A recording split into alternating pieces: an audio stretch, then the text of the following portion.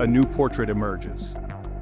Even after we knew Andromeda was a galaxy, getting a truly clear picture remained a monumental challenge. From our vantage point deep inside the Milky Way, it's like trying to map a forest while standing among the trees. Dust and stars get in the way.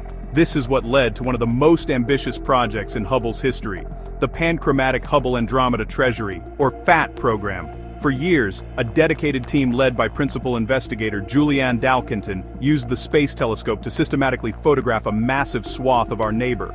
The term panchromatic is key. It means they observed it in multiple wavelengths of light, from near ultraviolet to near infrared. This allowed them to see stars of different ages and temperatures: hot, young, blue stars, and cooler, older, red stars. The project spanned 411 individual telescope pointings, creating thousands of images that were then painstakingly stitched together. Finally, in January 2015, NASA released the result, the largest, sharpest image of Andromeda ever assembled.